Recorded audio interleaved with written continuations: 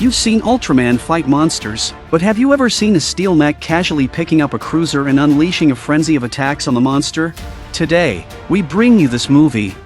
Sometime in the future, a rift in space-time was created at the bottom of the Pacific Ocean. A dimensional passage is formed. The first monster crosses over to Earth through this rift.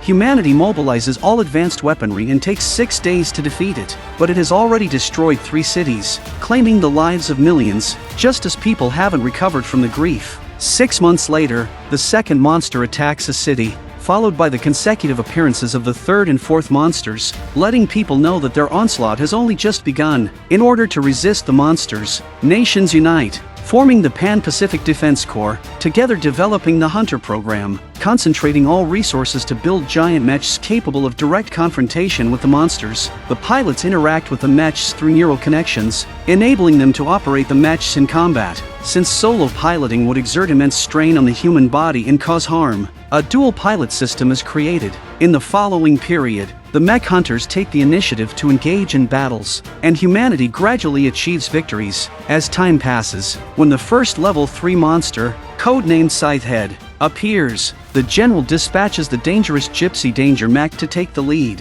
It is piloted by the 2 brothers, Yancey and Raleigh, who possess extensive combat experience. Approaching the monster, Gypsy Danger first grabs a fishing boat, saving it from the monster's jaws. Then, it unleashes a flurry of punches on the monster, leaving it disoriented. Had gained the upper hand, quickly activated its plasma EM weapon and fired several rounds at the monster with a loud boom. The monster is instantly sent flying into the sea. Just when Gypsy Danger believes the monster has been killed, the command center discovers that Scythehead's life signal has not disappeared. Suddenly, the monster emerges from the water and delivers a direct punch to Gypsy Danger, catching it off guard. Subsequently, it smashes Gypsy Danger's left arm, causing Raleigh to feel the intense pain of losing his arm through the neural connection. Taking advantage of the situation, Scythehead relentlessly pursues and strikes the cockpit of Gypsy Danger, shattering it. Yancey is instantly ripped out of the mech by the monster and dies. In a state of fury and despair, Raleigh struggles to control Gypsy Danger alone.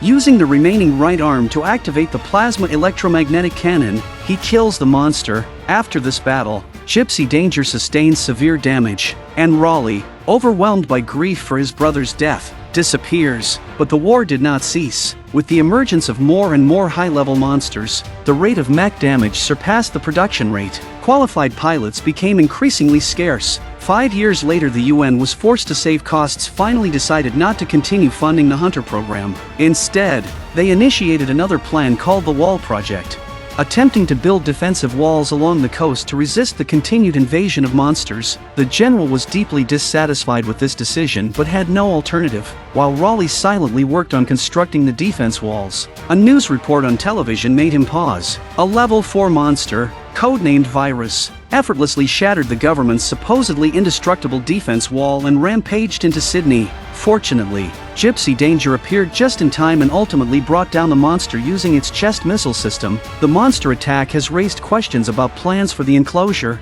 and the general decided to restart the Hunter program. Since suitable pilots were extremely rare, the general sought out Raleigh, who had spent the past 5 years building the walls. It is hoped that he will continue to drive the repaired and upgraded Gypsy Danger. Hong Kong became the last base for mech hunters, and the general's adopted daughter, Mako, introduced Raleigh to the remaining 4 mechs. The Chinese-made 4th-generation Crimson Typhoon is one of the most powerful hunters, the only mech to require 3 pilots. Cherno Alpha, the 1st-generation mech from Russia, was a brutal war machine. Australia's Striker Eureka was the fastest mech hunter, the first and only 5th-generation mech. Finally, there was the repaired and upgraded Gypsy Danger, which Raleigh had previously piloted. It had been equipped with dual nuclear reactors and significantly enhanced attack capabilities. To pilot Gypsy Danger, in addition to Raleigh, a co-pilot was needed for coordination. However, none of the candidates on the test roster passed the qualifications. Raleigh noticed that Mako possessed strong combat talent suitable for mech operation, but the general opposed her undergoing neural compatibility testing. It turned out that when Mako was very young, she lost her parents during a monster attack, and it was the general who piloted a mech and saved her from being devoured by the monster. Mako had been unable to overcome this memory. At Mako's request, the general ultimately decided to give her a chance. However, problems arose during the initial training session, as Mako once again relived those painful experiences, causing Gypsy Danger's plasma electromagnetic cannon to activate. If fired, the entire base would be leveled. But in a critical moment, a scientist cuts off the Ranger's energy supply just in time. The crisis was averted. Why monsters are attacking the Earth? Dr. Newton, a research scientist, attempted neural interaction with the monster's brain by mimicking the way the pilot controls the mecha. They got the answer, so the monsters were cloned from alien creatures. They conquered and invaded planet after planet until resources were depleted. They had even visited Earth during the age of dinosaurs, but the environment and climate were unsuitable for their survival back then. With the increasing ecological destruction and environmental pollution on Earth, they returned for another attempt. The level and number of these monsters would continue to increase over time until they completely occupied the Earth. Soon after, the command center discovered that 2 new level 4 monsters had simultaneously appeared, both the largest in size and weight in history. They were called Knifehead and Leatherback. They were set to attack Hong Kong in 1 hour. The general promptly dispatched Cherno Alpha and Crimson Typhoon to the front line on the coast to confront the monsters, while Striker Eureka stood ready in the rear for support. Crimson Typhoon was the first to encounter an attack while on the move, being struck down into the water by Knifehead's tail whip. Crimson Typhoon fought back fiercely, launching a close-range attack that sent the monster flying. Its 3 arms simultaneously activated spinning blades, but the monster's tough hide prevented any fatal damage. Cherno Alpha quickly followed, delivering a series of powerful punches to the monster, but it was also overturned. Knifehead's sharp tail pierced out like a scorpion, and Crimson Typhoon's energy core and cockpit were instantly destroyed, resulting in the pilot and mech being sacrificed on the spot. Striker Eureka in the rear quickly responded with support, while Knifehead continued its assault on Cherno Alpha. The monster's venom sac expanded rapidly, and it unleashed a high-intensity acid spray. The Cherno Alpha was hit head-on and its armor was rapidly corroded and destroyed. At that moment, the other monster, Leatherback, emerged from the water like a giant ape, and together, the 2 monsters tore through Cherno Alpha's head neck.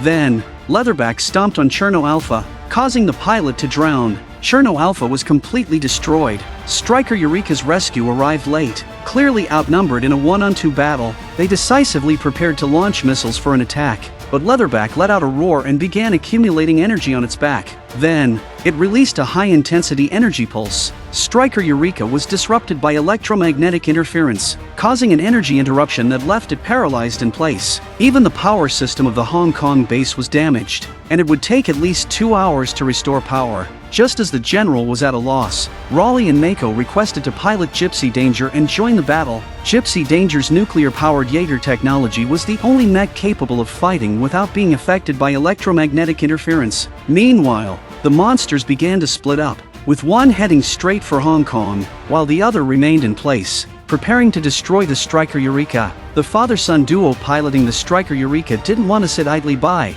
so they took out signal guns to disrupt the monsters. A signal round hit one of the monster's eyes, enraging it completely. Just as the monster roared, ready to tear the Hansons apart, the sound of helicopters thundered from behind. The formidable Gypsy Danger officially entered the fight. Encouraged by Raleigh, Mako finally overcame her inner fear. Gypsy Danger's nuclear reactor operated at full power, choosing to confront the monsters head-on. In their first encounter, the monster used its enormous size advantage to throw Gypsy Danger far onto the land before stopping. The monster stomped on a car and pursued Gypsy Danger. Both sides charged at each other simultaneously, and the upgraded rocket-powered punch of Gypsy Danger dealt a tremendous blow, forcing the monster to retreat repeatedly. In pain, the monster picked up a segment of a bridge and swung it. Gypsy Danger, refusing to back down, grabbed a shipping container and delivered a double-fisted blow to the monster. While the monster was still resisting fiercely, Gypsy Danger activated its plasma cannon and shattered the monster's left arm.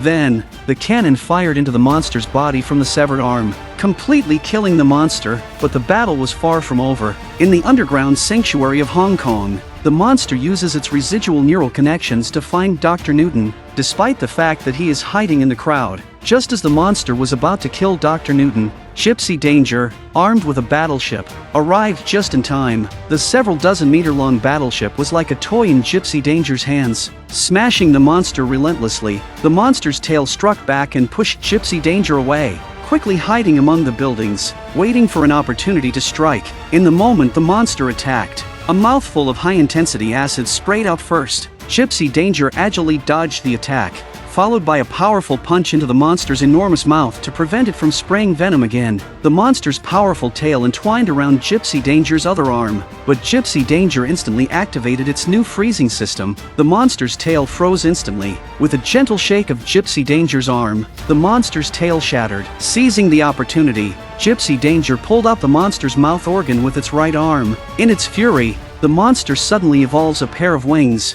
It grabs Gypsy Dangleser and flies tens of thousands of meters into the air. The temperature and oxygen drastically decreased at that altitude, putting both pilots' lives in grave danger. At a critical moment, Gypsy Danger finally remembered its new weapon, drawing a 30-meter-long sword, and with a single strike, cleaved the monster in two. Gypsy Danger rapidly descended from the high altitude, causing the temperature of the mech to rise sharply due to the friction with the air. Falling from such a height would have pulverized Gypsy Danger upon impact. As it neared the ground, Gypsy Danger took a desperate gamble and expelled all of its fuel, generating a powerful reactive thrust that slowed down its descent. The thick smoke cleared, and Gypsy Danger finally landed safely, prompting joyous cheers from the people. However, the war was far from over. The general immediately decided to proceed with the plan to destroy the rift in space-time. At that moment, Raleigh noticed an issue with the general's body. It turned out that the general was a pilot of the first-generation mechs, and due to the imperfect technology back then,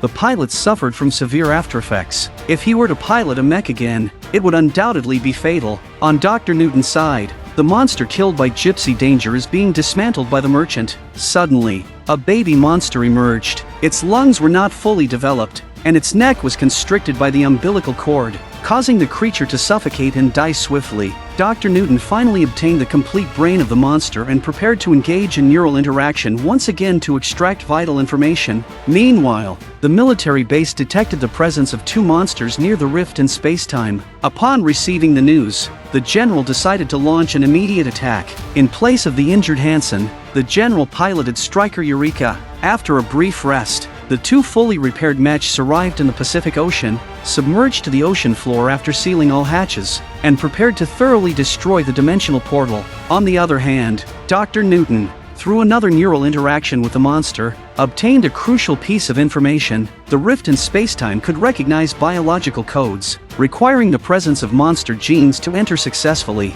As the Striker Eureka approached the dimensional portal, a giant level 5 monster, Slattern, never seen before, slowly emerged. With a few tentacles, it effortlessly threw Striker Eureka hundreds of meters away. Meanwhile, Gypsy Danger finds himself under attack from two level 4 monsters. Just as it drew its chained sword to confront them, one of the monsters ambushed from behind, biting off Gypsy Danger's right arm. Undeterred, Gypsy Danger used its remaining left arm to impale the other monster's head with the chain sword and seriously wounded him with the flames from the crater. Witnessing this, the remaining monster charged towards Gypsy Danger head-on. Gypsy Danger chose to face it head-on, thrusting his left arm chainsword forward and using the impact to cleave the creature in half. On the other side, Striker Eureka is defenseless against the level 5 monster and is instantly hit hard. The general does his best to control the mech and cuts both arms of the beast. The level 5 monster roars in pain and summons another level 4 monster to come at Striker Eureka. The general decides to explode the nuclear bombs he is carrying and kill the two monsters together. As the nuclear device activated, a massive shockwave erupted from the depths of the ocean, jeopardizing Gypsy Danger as well. Narrowly escaping destruction, Gypsy Danger, carrying the severed portion of the monster's body, prepared to jump into the dimensional portal. However, the level 5 monster Slattern survived the explosion and blocked the path to the rift. With Gypsy Danger incapacitated and no other options, it activated the thrusters on its back. Lunging forward, Gypsy Danger and the monster tumbled into the portal together. As they descended, the monster relentlessly attacked Gypsy Danger. Yet, Gypsy Danger's chest-mounted nuclear reactor sprayed scorching flames, incinerating the creature. Gypsy Danger carries the monster corpse in a bolt of lightning and finally makes it through the passage to the inside of the monster world. With severe damage to the mech and Mako unconscious due to oxygen depletion, Raleigh shared his oxygen supply with her and placed her in an escape pod,